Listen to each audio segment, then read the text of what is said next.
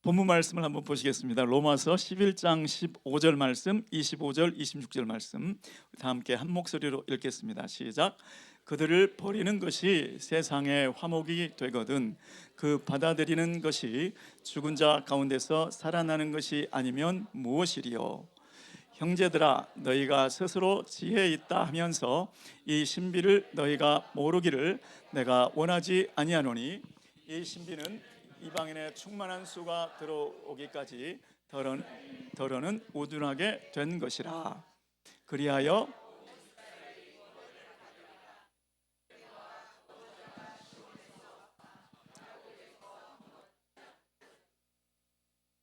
아멘, 아멘.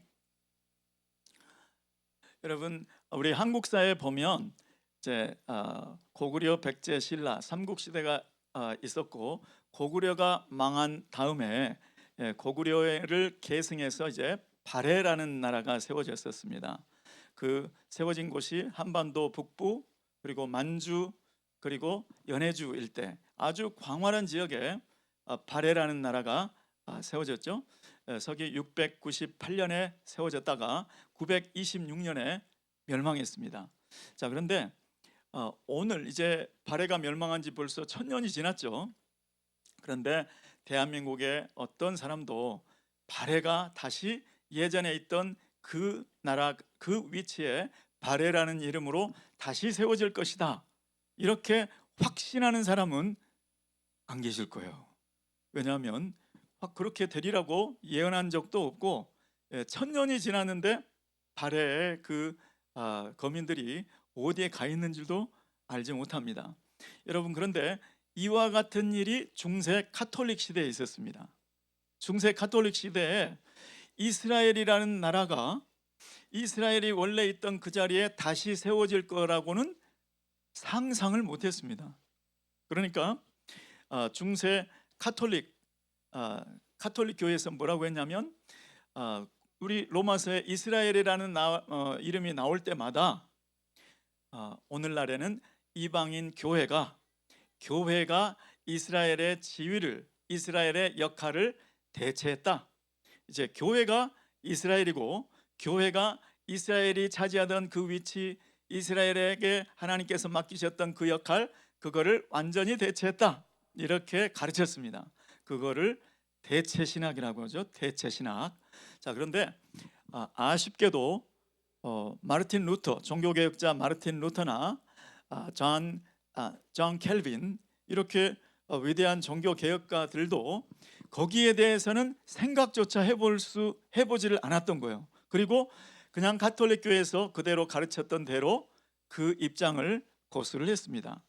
자, 그런데 이제 여러분들도 아시다시피 1948년에 이스라엘이 그 자리에서 나라로 독립을 한 사건이 있었죠. 그래서 이것은 이스라엘의 고토에 다시 돌아와서 다시 나라가 세워졌다, 이것은 그 자체로 종말론적인 사건이었습니다.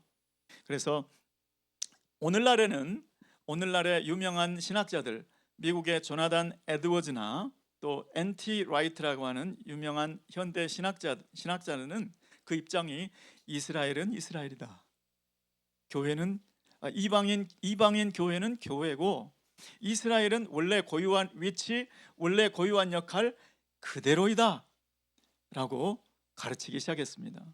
우리나라도 한때는 교회가 이스라엘을 대체했다, 이런 걸 가르쳤어요. 그런데 거기에서 획기적인 변화가 언제 있었는가? 바로 하용조 목사님에 의해서 이스라엘이 재조명되었습니다. 그리고 오늘날의 많은 교회들은 이제 이스라엘을 제대로 보기 시작했습니다. 메시아닉 주이시, 그러면 이제 예수를 믿는 유대인들이죠. 예수를 믿는 유대인 중에 유명한 한 강사가 있습니다. 그분이 한국에 오셔서 강연을 했는데 그때 한 신학교의 총장님이 통역을 맡았다고 합니다. 그런데 자기의 강의를 다 통역을 하더니 자기 앞에서 그 메시아닉 주이시 강사 앞에서 회개를 하더라는 거예요. 내가 이스라엘의 위치, 그러니까 대체 신학, 교회가 이스라엘을 완전히 대체했다, 그러한 생각을 가지고 지금까지 살아왔는데 박사님의 강연을 듣고 통역하면서 그것이 아니라는 것을 확실히 깨달았습니다 라고 말을 했다는 것입니다. 그래서 로마서에서 분명히 이방인들을 이야기하고 또 이스라엘에 관해서 얘기를 하고 있는 것을 볼 수가 있습니다. 그래서 오늘 말씀의 우리 제목을 이스라엘을 통해 드러나는 구원의 완성이다. 이스라엘을 통해서 드러나는 구원의 완성이다. 이런 제목이기 때문에 이제 이스라엘에 대한 이해를 먼저 갖기 위해서 잠깐 이스라엘 말씀을 드렸는데요. 자, 구원의 세 단계가 있다는 것을 우리는 다 알고 있습니다. 맨 처음 단계는 칭의, 그 다음에는 성화의 단계를 거쳐서 영화의 단계로 들어간다. 자, 그러면 영화의 단계가 구원의 완성, 그러면 이제 영화인데, 자, 그러면 그 구원의 완성 단계, 영화의 단계는 무엇인가? 자, 하나님께서 구원하신 자들을 예수 그리스도와 같이 완전한 상태로 변화시키는 것, 변화시키는 그 구원의 완성 단계를 영화라고 말씀을 하죠. 자, 그러니까 영화라는 그 단계에 이르기 위해서는 첫 번째로 어떤 게 필요한가? 바로 우리 몸의 변화, 영광체로 변화하는 그게 필요한데, 데살로니가전서 4장 16절 17절에 보면 주께서 호령과 천사장의 소리와 하나님의 나팔로 하늘로조차 친히 강림하시리니. 자, 우리 다 함께 읽으실까요? 시작. 주께서 호령과 천사장의 소리와 하나님의 나팔 소리로 친히 하늘로부터 강림하시리니 그리스도 안에서 죽은 자들이 먼저 일어나고 그 후에 우리 살아남은 자들도 그들과 함께 구름 속으로 끌어올려 공중에서 주를 영접하게 하시리니 그리하여 우리가 항상 주와 함께 있으리라. 아멘. 여기서 보면 예수 그리스도의 재림 때 죽은 자들이 먼저 일어날 것이다. 죽은 자의 부활을 얘기하죠. 그리고 우리 살아남은 자들도 구름 속으로 끌어올려서 지상에서 예수님을 맞이하는 게 아니라 구름 속으로 끌어올려서 공중에서 주를 영접하게 하실 것이다. 자, 끌어올리는 모습만 나와 있으니까 몸의 변화는 구체적으로 읽을 수가 없는데, 몸의 변화에 대해서 고린도전서 15장 51절 52절에 나와 있는데 우리 한번 말씀을 읽어보겠습니다. 시작. 보라, 내가 너희에게 비밀을 말하노니 우리가 다 잠잘 것이 아니요 마지막 나팔에 순식간에 호련히 다 변화되리니 나팔 소리가 나매 죽은 자들이 썩지 아니할 것으로 다시 살아나고 우리도 변화되리라. 아멘. 데살로니가전서에 말씀하신 주께서 호령과 천사장의 소리와 하나님의 나팔로, 그때 그 하나님의 나팔, 그 마지막 나팔이 울릴 때 죽은 자들이 썩지 아니할 것으로 부활하고 우리도 호련히 변화되리라. 그래서 우리 몸이 더 이상 썩지 아니하고 약하지 아니하고 병들지 아니하는 완전한 몸으로 변화될 줄 믿습니다. 이것이 이제 영화의 시작이죠. 자, 영화되고 나면, 영광스럽게 되고 나면 그리스도의 형상으로 완전하게 회복된다, 이렇게 기록이 되어 있는데, 자, 요한일서 3장 2절 말씀, 요한일서 3장 2절 말씀 함께 읽으실까요? 시작. 사랑하는 자들아, 우리가 지금은 하나님의 자녀라. 장래에 어떻게 될지는 아직 나타나지 아니하였으나 그가 나타나시면 우리가 그와 같을 줄을 아는 것은 그의 참모습 그대로 볼 것이기 때문이니. 아멘. 우리가 지금은 하나님의 자녀다, 하나님의 자녀. 자, 그런데 그가 나타나시면 우리가 그와 같을 줄을 아는 것은, 예수 그리스도의 영광스러운 몸으로 바뀌죠. 더 이상 죄의 권세가 우리를 어떻게 해볼 수 없죠. 그리고 영원히 썩지 않는 영원한 몸으로, 죄와는 상관이 없는 몸으로 완전히 바뀌는 완전한 회복, 그것이 바로 영화인데, 그 영화의 시작이 어디서부터 시작되나요? 바로 예수 그리스도의 재림으로부터. 예수 그리스도의 재림으로부터. 자, 그러니까 이스라엘을 통한 하나님의 구원의 완성, 하나님의 구원의 완성은 영화인데, 이스라엘을 통해서 어떻게 영화가 연결이 되어 있는가? 그 말씀을 오늘 드리기를 원합니다. 그래서 저와 여러분은 예수 그리스도의 그 영화로운 부활의 몸, 영광의 몸으로 변화되고 영원히 주님과 함께 주님의 계신 그대로를 보면서 예수 그리스도와 같은 모습으로 영원히 천국에서 살게 될 줄 믿습니다. 그렇게 해주신 분이 우리 주님이십니다. 오늘 이 밤에 그 주님 앞에 감사하는 마음으로 이 말씀 함께 나누시기를 예수 그리스도 이름으로 축원합니다. 자, 그러면 이 말씀 우리 로마서 11장 25절 26절 말씀을 우리 다시 한번 읽어보시면 여기에 이스라엘의 세 단계가 나와 있습니다. 세 단계. 이스라엘이 어떻게 흘러가느냐, 이스라엘이 처음에 어떤 모습이고 다음에 어떤 모습이고 결국 어떻게 되느냐, 그 모습을 다시 한번 읽어보겠습니다. 자, 로마서 11장 25절 26절. 첫 번째는 어떤 단계일지, 두 번째는 어떤 단계일지 한번 생각해 보시면서 읽으시면 좋겠습니다. 시작. 형제들아, 너희가 스스로 지혜 있다 하면서 이 신비를 너희가 모르기를 내가 원하지 아니하노니, 이 신비는 이방인의 충만한 수가 들어오기까지 이스라엘의 더러는 우둔하게 된 것이라. 그리하여 온 이스라엘이 구원을 받으리라. 기록된 바 구원자가 시온에서 오사 야곱에게서 경건하지 않은 것을 돌이키시겠고 말씀하셨습니다. 자, 25절로 다시 돌려주시면, 자, 25절 말씀은 너희가 이 신비를 모르기를 원하지 아니하는데, 이 신비는 이방인의 충만한 수가 들어오기까지 이스라엘의 더러는 우둔하게 된 것이라. 이렇게 기록이 되어 있습니다. 자, 그러면 이스라엘의 첫 번째 단계를 여러분 이 구절에서 찾으실 수 있으신가요? 이스라엘이 어떤 상태가 된 것이다? 맞습니다. 우둔하게 된 것이라. 이것이 첫 번째 단계예요. 자, 그런데 우리말 성경에는 이 첫 번째 단계가 맨 아래에 있고 그 다음 단계가 위에 있어요. 그런데 헬라어 성경에 그리고 영어 성경에는 이 말씀이 이렇게 기록이 되어 있습니다.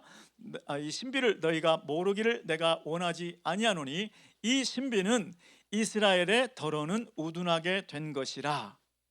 이방인의 충만한 수가 들어오기까지, 이렇게 기록이 되어 있습니다.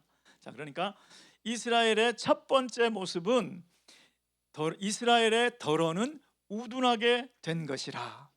우둔하게, 이게 제 개역 개정 성경이고, 개역 한글 이전 성경에는 이스라엘의 더러는 완악하게 된 것이라. 완악이란 말씀 기억나시죠, 여러분? 마음이 굳어져 버린 거예요. 그래서 영적인 것에 무감각해져 버린 겁니다. 그 상태가 이스라엘의 첫 번째 단계였다. 그래서 예수 그리스도 메시아가 오셨는데 메시아를 메시아로 인정하지 않는 거예요. 물론 하나님의 택한 자들, 남은 자들은 물론 메시아를 영접을 했죠. 그리고 사도들이 나왔고 또 많은 복음 전도자들이 나왔습니다. 그렇지만 이스라엘 전체적으로 보면 마음이 우둔해져 버린 거예요. 둔해져 버린 거예요. 둔감해져 버린 거예요. 예수를 알아보지 못하는 거예요.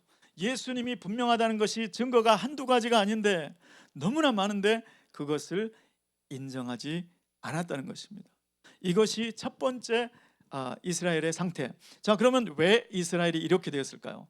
대부분의 이스라엘이 왜 이렇게 예수 그리스도를 인정하지 않고 영접하지 않았을까요? 그 이유를 하나님께서 로마서 9장 18절 말씀에 이렇게 가르쳐 주십니다. 자, 로마서 9장 18절 말씀 시작. 그런즉 하나님께서 하고자 하시는 자를 긍휼히 여기시고 하고자 하시는 자를 완악하게 하시느니라. 자, 완악하게, 우둔하게, 둔감하게, 무디게. 그러니까 이스라엘 전체가, 물론 남은 자는 일부분은 예수님이 영접했지만 이스라엘 전체가 마음이 우둔해져 버린 것은 누가 했다고요? 하나님께서 그렇게 하신 겁니다. 그러니까 하나님께서 선한 마음을 얼마든지 가지고 있을 수 있는데 하나님께서 옛다 너희들 혼 좀 나봐라 하고 완악한 마음, 우둔한 마음, 둔감한 마음을 주셨던 것은 아니고, 여러분, 이 세상 사람 중에 누가 스스로 하나님을 찾는 사람이 있겠습니까? 원래 우리는 이 세상에 가만 내버려 뒀다면 아무도 하나님을 찾을 자가 없다고 성경에 기록되어 있지 않습니까? 그러니까 우리가 하나님을 만난 것은, 우리가 하나님께로 나온 것은 순전히 누구의 은혜입니까? 하나님의 은혜.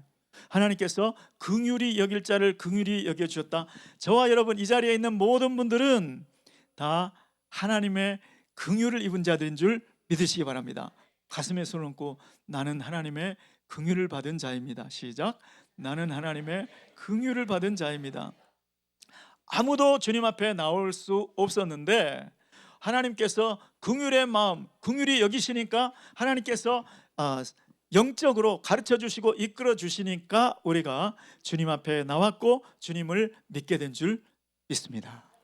그런데 이스라엘을 좀 내버려 뒀다, 그런 뜻이죠.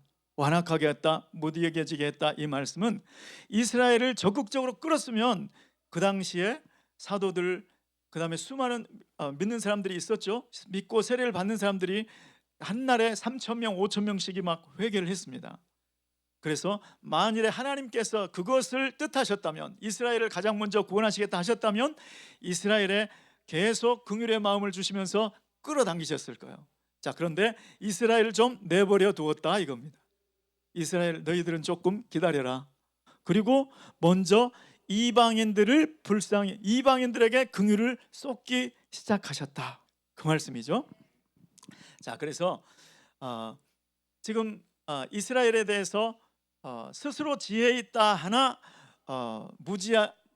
이것을 모르는 일이 없도록 내가 이 신비를 말해준다 그랬는데, 마치 중세 카톨릭처럼 이스라엘 그거 역사에서 사라진 지 오랜데 이제 다시 회복되리라는 것은 상상조차, 그런 생각조차가 아예 없었다니까요. 그런데 하나님의 지혜는, 하나님의 계획은 이스라엘을 버린 게 아니고, 이스라엘을 잊어버리신 게 아니고, 하나님의 계획은 이방인 먼저였다. 이방인에게 구원을, 이방인에게 선교를 먼저 하셨다. 그것이 하나님의 뜻이었기 때문에 우리에게까지 주님의 복음이 다다른 줄 믿습니다. 그래서 사도 바울이라는 한 사람을 일으켜서 그렇게 유럽으로, 그 다음에 전 세계로 복음이 이스라엘에 머물지 않고 전 세계를 돌아서 이제 다시 이스라엘로 돌아가는 이러한 상황에 있게 된 것이죠. 자, 이렇게 하나님께서 영적인 둔감함을 허락하신 상태, 영적으로 하나님께서 은혜 베푸지 않으시면 하나님께로 올 수 없는데 잠깐 내버려 두신 상태가 이스라엘의 첫 번째 단계다. 자, 그런데 이 단계는 한시적이라는 거예요. 언제까지가 있다는 거예요. 그리고 다 그렇게 된 것도 아니고 이스라엘 안에 부분적으로는 한 파트가 그렇게 되었다. 이스라엘 안에 지금도 예수님 잘 믿는 분들이 있습니다. 그런데 전체적으로 볼 때 그렇게 되었다 이것이고, 그러면 언제까지 이것이 계속되는가? 그러면 이스라엘과 유대인의 이 로마서 11장 25절 26절 사이에 세 단계가 있는데, 첫 번째 단계는 이스라엘이 완악하게 된 것, 이스라엘이 우둔하게 된 단계가 첫 번째 단계. 자, 두 번째 단계는 조금 전에 11장 25절 말씀 다시 한번 읽어보실까요? 11장 25절 두 번째 단계 찾아보시기 바랍니다. 시작. 형제들아, 너희가 스스로 지혜 있다 하면서 이 신비를 너희가 모르기를 내가 원하지 아니하노니, 이 신비는 이방인의 충만한 수가 들어오기까지 이스라엘의 덜어는 우둔하게 된 것이라. 자, 1단계가 언제까지 계속된다고요? 이방인의 충만한 수가 들어오기까지만 그렇다는 겁니다. 자, 그러니까 1단계는 이스라엘의 완악하게 된 단계, 2단계는 이방인의 숫자가 계속 들어온다는 거죠. 계속. 지금이 바로 이 2단계인 거죠. 아직 2단계가 계속 되고 있는 것이죠. 여러분, 지금 이란에서 어떤 분이 이제 이란에 가서 지하교회 이란의 지하교회 한 성도를 만나서 우리가 이란의 선교를 도와줄게. 그랬더니 너 이란에 복음화는 우리 손으로 하겠습니다. 이란에서 그러니까 2000년대에 전 세계에서 가장 극심한 박해, 그것이 일어난 나라가 바로 이란입니다. 이란. 사진에서 보셨는지 모르겠는데 땅에 구멍을 파고 사람을 절반쯤 묻어놓고 그리고 돌로 쳐 죽이기도 하고 진짜 상상하기 힘든 그러한 핍박이 있었던 곳이 이란입니다. 그런데 핍박이 가해지면 가해질수록 이란은 부흥의 부흥을 거듭했습니다. 그래서 지금 우리가 외부의 도움을 필요로 하지 않습니다. 이란은 우리 손으로 복음할 거예요. 그러니 괜찮습니다. 제가 이란이 이렇게 많이 부흥이 일어나고 돌아오고 있다는 사실을 누구한테 처음 들었나 하면 우리 김종필 목사님, 부흥을 연구하시는 김종필 엘리야 목사님, 그 목사님께서 그 말씀을 해주셨습니다. 서방 세계는 잘 모른다는 거예요. 서방의 기독교에는 이란에서 일어나고 있는 그 부흥의 역사를 잘 모른다는 거예요. 그런데 여러분, 이 역사를 누가 일으키시겠습니까? 이란을 누가 지금 긍휼을 쏟아 부어주고 계신 건가요? 하나님께서 그렇게 이란에 부흥을 주시고 있다는 겁니다.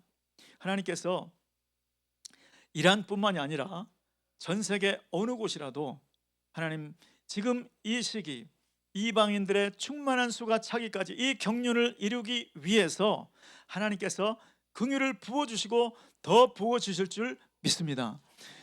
우리가 하는 미전도 미개척 종족 기도를 하자고 이제 가정교회별로 5 종족씩 이렇게 나누어 드렸지 않습니까? 그것도 지금 이때가 이방인들의 충만한 수가 들어오는 시기이기 때문에 그것을 위해서 함께 기도하자고 말씀드린 거죠. 여러분, 하나님께서 지금 미전도 미개척 종족 99개라고 말씀을 드렸습니다. 그곳에 아직 교회도 없고 선교사님도 없고 그 나라 언어 그 민족들이 이해할 수 있는 쪽복음도 없고 신약 성경은 더군다나 없고 예수 영화도 없고 예수님이라는 이름을 도대체 들어볼 수가 없는 그런 종족이 지금 우리 현 시대에 여호수아 프로젝트라는 선교 기관에 의하면 99개가 남아있다는 거예요. 그래서 그곳에 우리가 기도할 때 주님께서 반드시 그곳에 문을 여실 줄 믿습니다. 여러분, 그 99개 종족은 왜 아직까지도 남아있을까요? 들어가기가 힘들기 때문에 그렇습니다. 여호수아서를 보시면 여호수아를 통해서 하나님께서 역사해 주셔서 산지 그리고 평야 어느 곳에 여리고부터 시작해서 여리고성부터 무너지기 시작해서 수많은 성들을 정복했죠. 그런데 정복되지 않은 성이 있었습니다. 그 성이 갈렙이 점령했던 헤브론. 왜 헤브론 성은 정복이 힘들었을까요? 너무나 성읍이 견고했고 그 안에 거하는 거민이 강하고 장대했던 것이죠. 그 안에 그래서 점령이 힘들었던 겁니다. 자, 그런데 오늘날 남아있는 이 99개 이 종족들, 이 종족들이 그런 민족들인 거예요. 들어가기가 너무너무 어려운 곳, 그래서 아직까지 손을 못 쓴 곳. 여러분, 다윗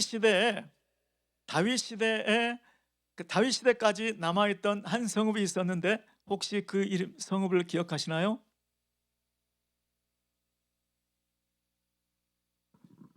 힌트. 갑자기 옛 이름을 잊어버렸는데 예루살렘 성. 예루살렘 성은 여러분 BC 1400년대에 출애굽을 했으니까 다윗 시대까지도 점령을 못했어요. 그러니까 다윗 시대는 BC 1000년경이니까 400년 동안을 점령을 못했어요. 왜 그랬을까요? 로마 시대 때도 마찬가지지만 예루살렘 성은 난공불락의 정말 어려운 성이었어요. 예, 로마 군단 병력이 달려들어서 겨우겨우 점령을 했던 곳이 얼마 되지 않은 그 병력으로 보면 너무나 쉽게 이해야 마땅한데 예루살렘 성이 그런 곳이었습니다. 그런데 그 예루살렘 성을 누가 정복을 했죠?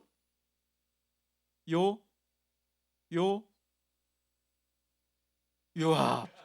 야, 이렇게 손발이 딱딱 맞습니다, 여러분. 요압 장군이 가서 무찌른 거예요. 그러니까 제 말씀은 무슨 말씀인가 하면 오늘날 하나님께서는 어떤 사람을 찾으실까요? 갈렙과 같은 사람, 요압과 같은 사람을 찾고 계십니다. 저 성은 안 되라고 생각하니까 할 수가 없었죠.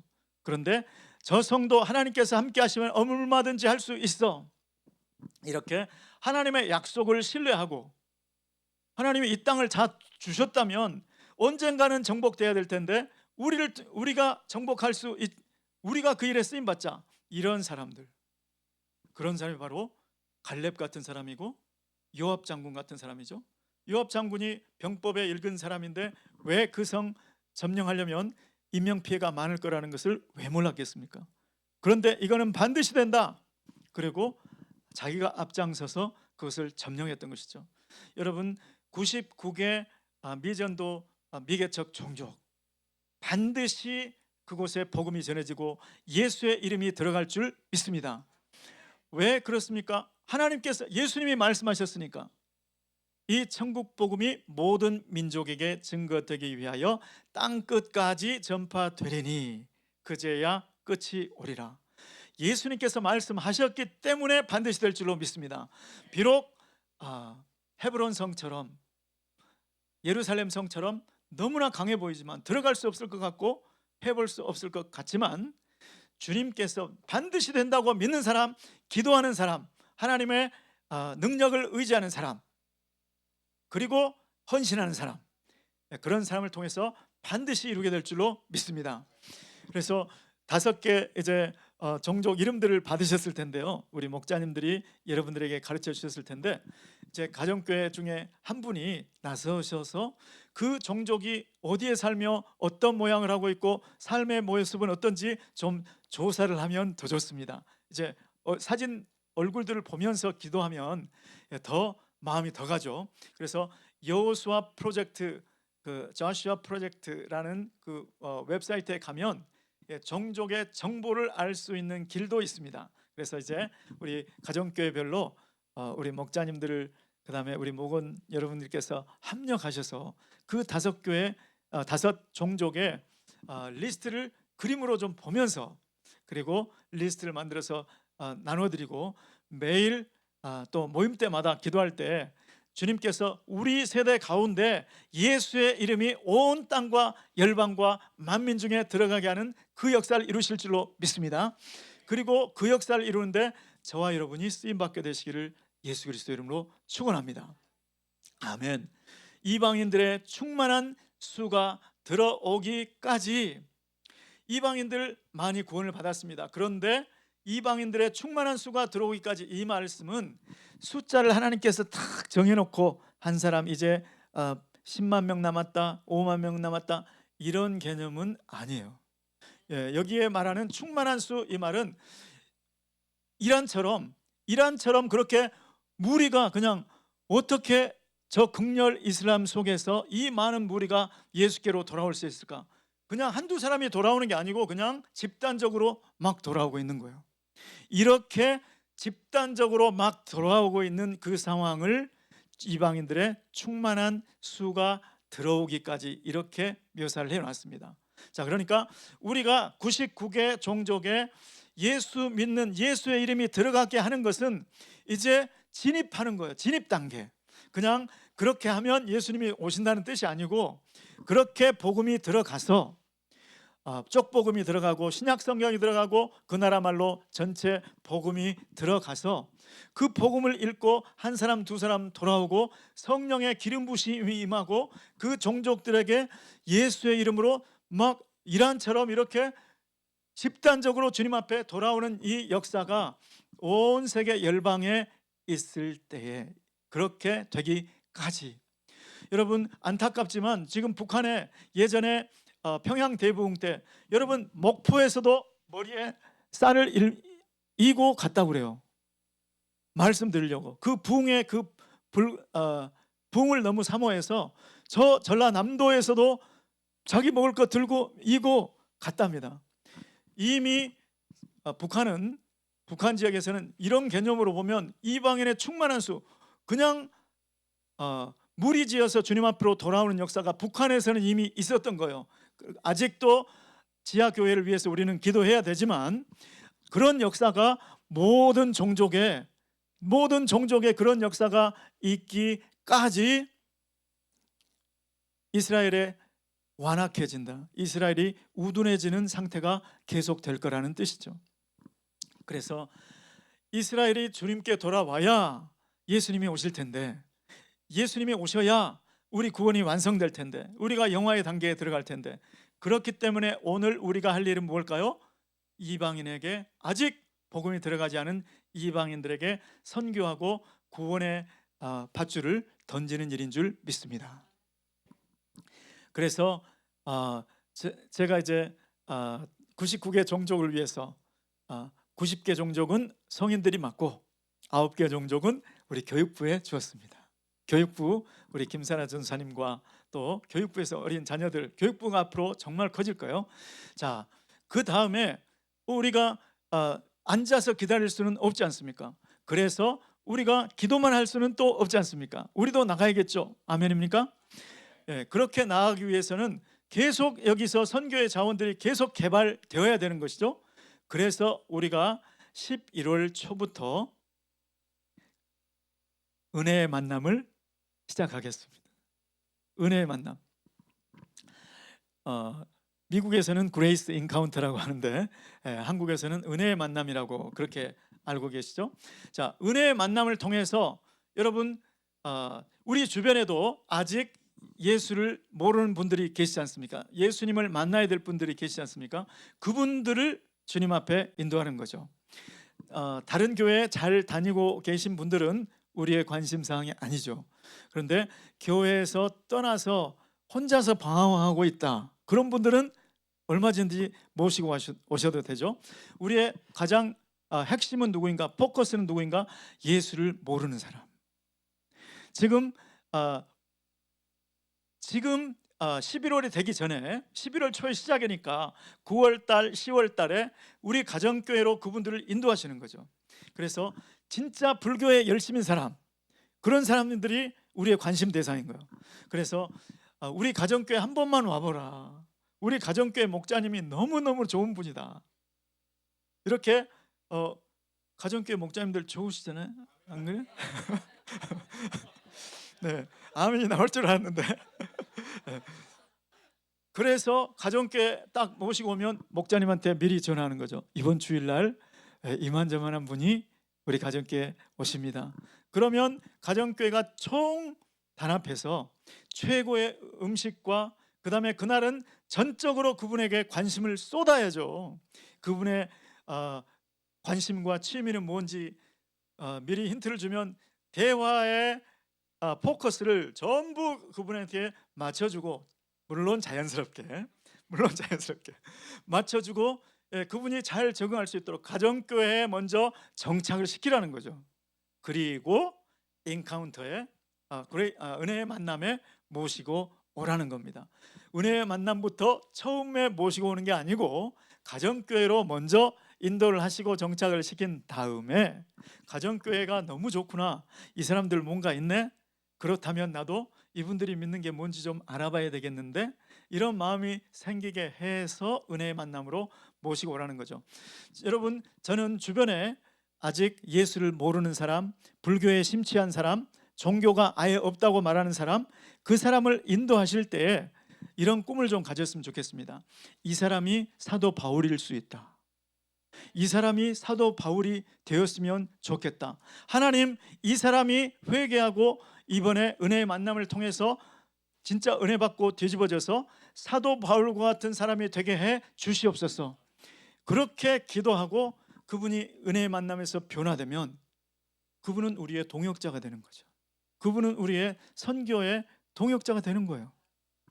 이렇게 모교회에서는, 베이스에서는 계속 선교의 자원들이 개발되고 인카운터를 은혜의 만남을 통해서 또 사랑의 불꽃을 통해서 은혜 받고 변화되는 사람들이 계속 나와야, 그래야 함께 기도하고 함께 선교에 발을 떼는 것이죠.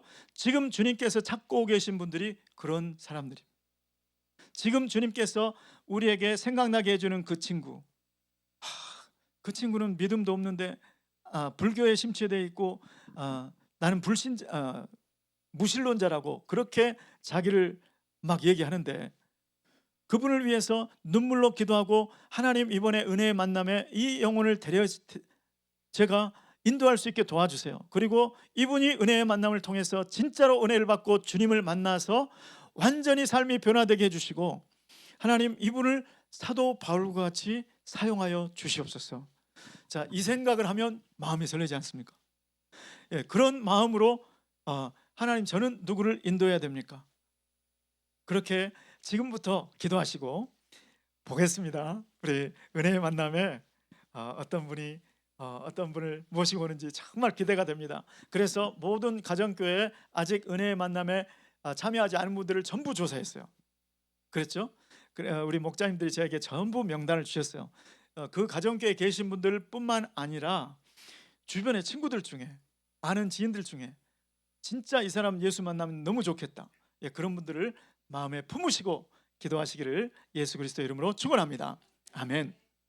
자, 그런데 이방인의 숫자가, 충만한 숫자가 차면 모든 족속들에게, 모든 종족들에게 복음이 전해졌을 뿐만 아니라, 저기는 전해졌는데 한 사람도 안 믿네, 한 사람도 예수 이름 때문에 복 받은 사람이 없네. 하나님은 그런 상태에서 재림하시기를 원하시지 않는다니까요. 모든 종족에서 손을 들고 그 나라 그 족속의 고유 언어로 그 문화를 가지고 하나님을 찬양하는 그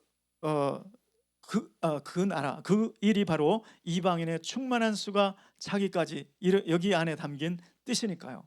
그래서 자, 이제 그렇게 되면 세 번째 단계는 물려서 따라온다. 세 번째 단계가 바로 온 이스라엘이 구원을 받는 단계.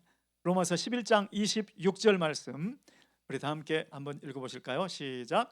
그리하여 온 이스라엘이 구원을 받으리라. 기록된 바 구원자가 시온에서 오사 야곱에게서 경건하지 않은 것을 돌이키시겠고. 아멘. 여러분, 이스라엘이라는 나라가 그렇게 빨리 나라가 될 줄은 국제사회에서 상상을 못했습니다.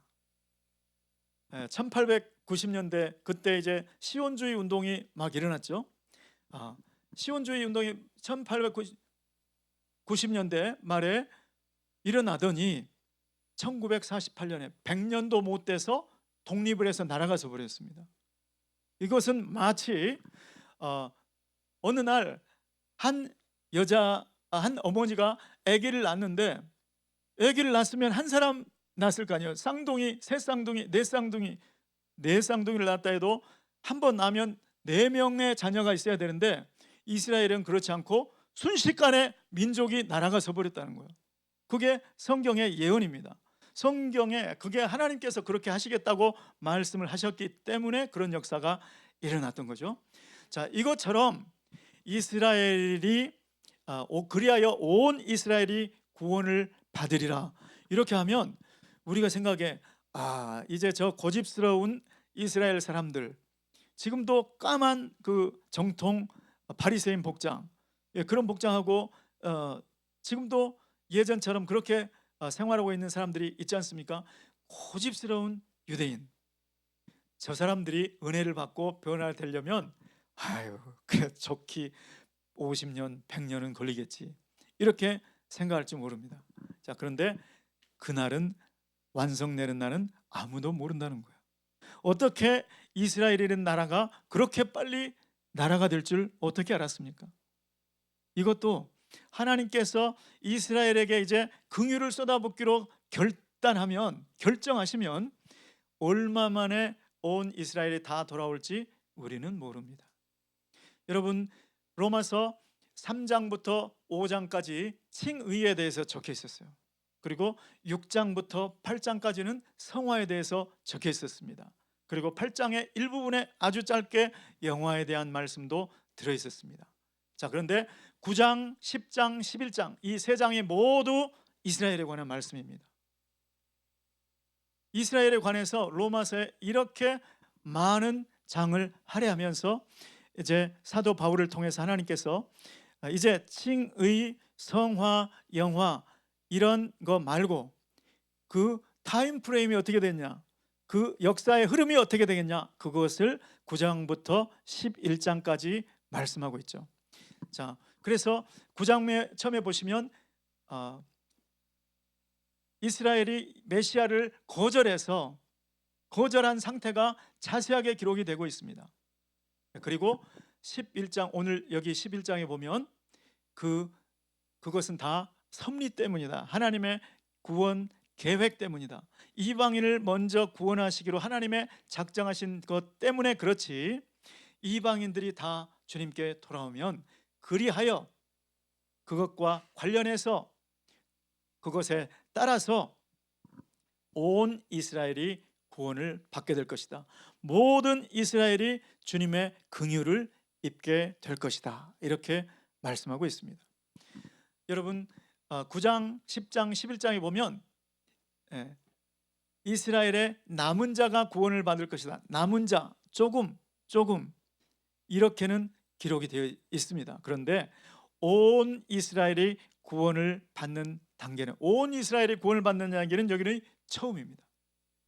자, 그러면 온 이스라엘이 구원을 받으면 그 결과 온 나라에, 온 세계에 있는 기독교에 어떤 영향이 미치는가, 그것이 11장 15절 말씀인데요. 자, 로마서 11장 15절 말씀을 다시 한번 띄워주시면 함께 읽겠습니다. 시작. 그들을 버리는 것이 세상의 화목이 되거든 그 받아들이는 것이 죽은 자 가운데서 다시 살아나는 것이 아니면 무엇이리요. 자, 그들에게 긍휼의 마음을 주지 않아서 그냥 그대로 내버려 두어서 메시아를 거절하게 그 상태를 내버려 둔 것이 세상에 이방인들의 화목이 되었거든. 이방인들이 하나님과 화목하게 할 수 있는 길이 되었거든. 그 받아들이는 것이 이제 하나님께서 긍휼의 마음을 이스라엘에 쏟아붓기 시작하셔서 이스라엘이 전부 메시아를 알아보고, 우리가 왜 유대인으로 오신 메시아를 못 알아봤지? 그리고 메시아에게 전부 메시아를 인정하고 예수를 받아들이게 되면, 그러면 하나님께서 이전에는 배척했는데 이제는 받아들이게 되실 거라는 거죠. 그렇게 유대인들을 받아들이게 되면 죽은 자 가운데서 살아나는 것이 아니면 무엇이리요. 그 효과가, 그 영향이 마치 죽은 자 가운데서 살아나는 것처럼 그렇게 소성케 되고 그렇게 부흥케 되는 것이 아니면 무엇이리요. 지금 1차적으로 그렇게 말씀하고 있는 것이죠. 그래서 말세에 큰 부흥이 온다. 여러분 그 이야기들 들으셨을 거예요. 큰 부흥이 바로 이렇게 오는 부흥을 이야기하는 겁니다. 이스라엘이 이제 온 이스라엘이 집단적으로 메시아를 알아보고 메시아를 영접하고 구원을 받을 때, 그때 전 세계 기독교에 어떤 역사들이 일어나게 될 것인가? 죽은 자 가운데서 소성케 살아나는 그 정도의 부흥이 임할 것이다. 그런데 여기서 말하는 죽은 자 가운데서 부활하는 것을 그렇게 소성케 되는 것만 이야기하는 것이 아니죠. 바로 예수 그리스도께서 다시 오실 때 그리스도 안에서 죽은 자들이 먼저 일어나고 이 부활을 의미할 수 있는 거예요. 그래서 바로 이것은 종말론적인 사건이 될 것이다. 종말론적인 사건이 될 것이다 라고 주장할 수 있는 근거는 무엇인가요? 그것은 바로 예수 그리스도께서 마태복음 23장 39절에 마지막 한 주간을 보내실 때 마태복음 23장 39절에 이렇게 말씀을 하셨습니다. 우리 다 함께 한번 읽어보실까요? 마태복음 23장 39절 시작. 내가 너희에게 이르노니 이제부터 너희는 찬송하리로다 주의 이름으로 오시는 이여 할 때까지 나를 보지 못하리라 하시니라. 아멘. 예수님께서 너희가 이제 앞으로는 나를 보지 못하게 될 거야. 언제까지? 찬송하리로다 주의 이름으로 오시는 이여. 예수님을 향하여 찬송하리로다 주의 이름으로 오시는 이여 라고 말할 때까지, 그때까지는 너희가 나를 보지 못할 거야. 나의 구원 계획은 이방인에게로 먼저야. 그런데 언제까지냐? 너희들이, 온 이스라엘이 어느 날 하나님의 긍휼을 입고 눈이 열려서 마음에 우둔한 것이, 둔감했던 것이 떠나가고, 우리가 왜 메시아를 배척했던 거, 그렇게 하면서 메시아를 인정하는, 메시아를 왕으로 인정하는 표현이 바로 이 표현입니다. 구약에 찬송하리로다 주의 이름으로 오시는 이여, 이것은 왕을 왕으로 인정하고 맞아들일 때 하는 표현이었습니다.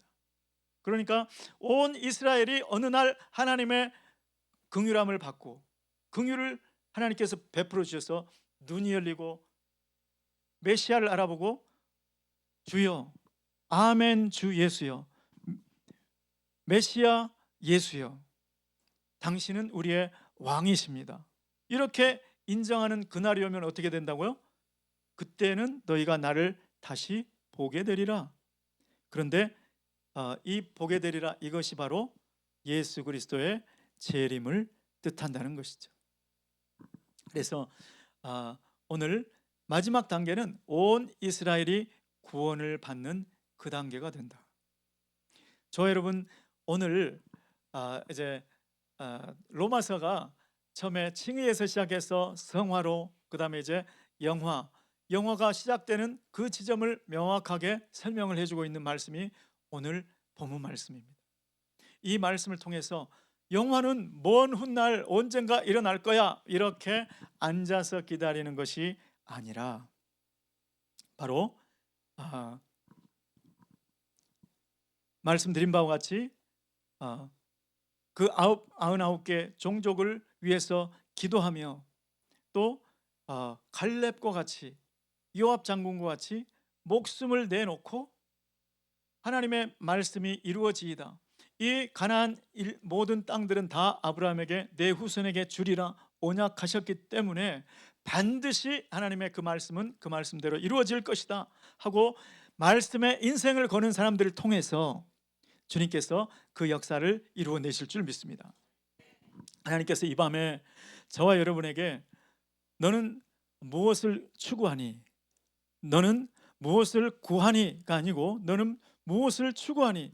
우리가 주님 앞에 물질들을 구하고 건강을 구하고 여러 가지를 구할 수 있습니다. 그런데 무엇을 위해서 그것을 구하는가? 그게 추구하는 것이죠.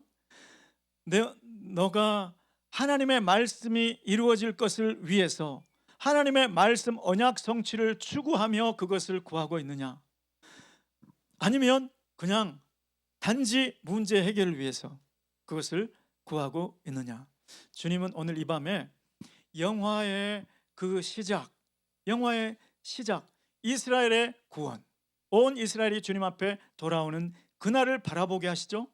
그런데 그날은 그냥 오는 게 아니고 모든 이방인들의 충만한 수가 다 차야, 이방인들이 모든 종족마다 다 평양 대부흥처럼, 온 무리가 이란의 대부흥처럼 그렇게 극심한 핍박 중에서도 무리지어서 주님 앞으로 돌아오게 되는 그 일이 있어야 예루살렘 온 유대인들이 돌아올 거야. 그래서 오늘 주님 앞에 주님은 우리에게 말씀하시는 거죠. 너는 너의 인생을 어디에다가 걸고 있니? 우리 모두는 하나님의 말씀에 우리의 인생을 걸어야 될 줄로 믿습니다. 하나님의 언약이 이루어지는 것을 위해서 우리의 인생을 걸어야 될 줄 믿습니다. 하나님의 언약이 완성되는 그날을 위해서 물질도 구하시고 얼마든지 구하셔야죠. 건강도 구하시고 우리에게 시간과 물질의 자유함을 가지고 주님 섬길 수 있게 해달라고, 사업의 번창도 구하시고 마음껏 구하시고 주님 앞에 쓰임 받으시기를 예수 그리스도 이름으로 축원합니다. 축원합니다. 그 시간을 갖게 되기를 예수 이름으로 축원합니다. 기도하겠습니다. 하나님 아버지, 오늘 이스라엘을 통해 드러나는 구원의 완성이라는 제목, 아버지 하나님, 주님께서 영화의 시작은 재림이며 그것은 온 이스라엘이 주님 앞으로 돌아왔을 때 일어나는 일인 줄 믿습니다. 아버지, 그 일을 위해서 아버지 하나님, 이방인의 구원을 완성시키는 아버지 우리 세대 가운데 이러한 역사가 있을 수 있도록 하나님 우리 자신을 사용하여 주시옵소서. 주님, 우리가 주님 앞에 우리의 일생을 주님 맡겨드립니다. 주님의 말씀에 우리의 일생을 겁니다. 하나님 아버지, 주님의 뜻, 주님의 언약이 이루어지는데 쓰임받게 도와 주시옵소서. 그리고 온 이스라엘이 주님 앞에 구원받고 예수 그리스도께서 재림하시는 그날, 아버지 구름 속으로 끌어올려 공중에서 주님을 맞이하는 그 꿈을 꾸게 도와 주시옵소서. 예수 그리스도의 이름으로 기도드리옵나이다. 아멘.